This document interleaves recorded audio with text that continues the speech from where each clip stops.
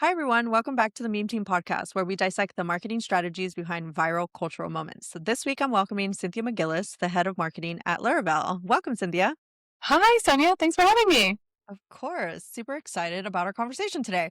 So, we're going to quickly jump into Sinners winning 4 Oscars this week and Marty Supreme and Timothée Chalamet winning none. And kind of, I just want to talk about what I think happened. Timothy flew a little too close to the sun, and instead of becoming somebody that people wanted to root for, it became somebody that you wanted to actively kind of tear down based on how he was acting, what he was saying. I don't think it was necessarily the ballet and opera thing, though that didn't help. I liked the original campaigning of Body Supreme. I think it was definitely needed in order for the movie itself to cross 100 million domestic, which was the first for an A24 film. That wouldn't have happened without this marketing and his campaigning. I think where it flipped was when the Oscar campaigning kind of happened, right? Because he won the Critics Award, he won the Golden Globe, and then he started talking about how he's in the Venn diagram of the best cultural influencers. And at that point, Oh it just boy. became a little absurd, you know? I don't think the whole, him having his partner Kylie Jenner there, helped either, because that just kind of like flipped it over from him being like a movie star, an A-list movie star to kind of like, but you're dating this like, A-list reality star. But that's Yeah. different from an A-list movie star. And so a lot of the, promotion that he had at these award shows was about them and their relationship as opposed to him and Marty Supreme. So I know you Yeah. saw some of this. I would I love to hear your thoughts, Cynthia. yeah, so I feel like Marty, he like peaked, haha, at like doing the thing on the globe. What's it called? The circle. What's the thing in This Vegas? year. The sphere. I felt like Mhm. that was like the moment where like, oh my gosh, so cool.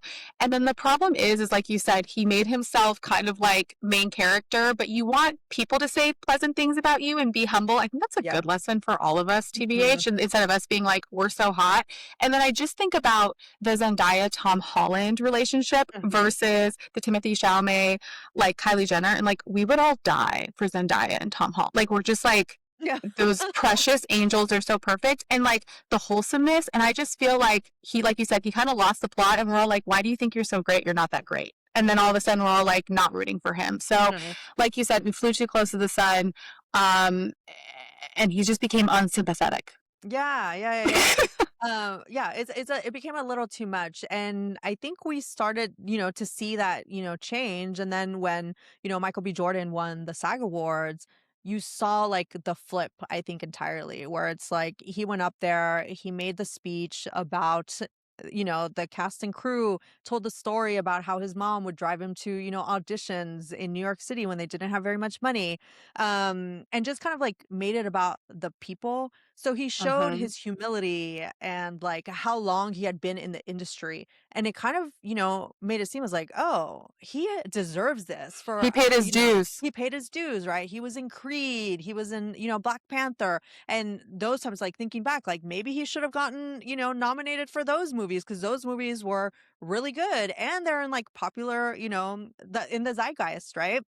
Um, and then that's, kind of what happened at like the Oscars too, right? Where it was both him and Ryan Coogler kind of being the people that you want to root for. And I think that that's something that is what we need right now, particularly in our culture.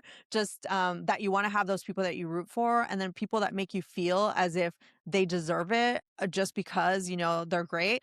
Like sure, Timothy's a good actor, great actor, in fact, but that doesn't mean that you deserve it because Yeah, you he think kind you of deserve it, it's kind of he act like he's like, well, it's just a foregone conclusion. And it's Mhm. like, well, hold on one second. Yeah, It was not a foregone conclusion. And like, you did do a good job, but like, you wouldn't be here without the fans. And I think right. a person who hits this constantly, and God, she gets torn up 24/7, is Taylor Swift.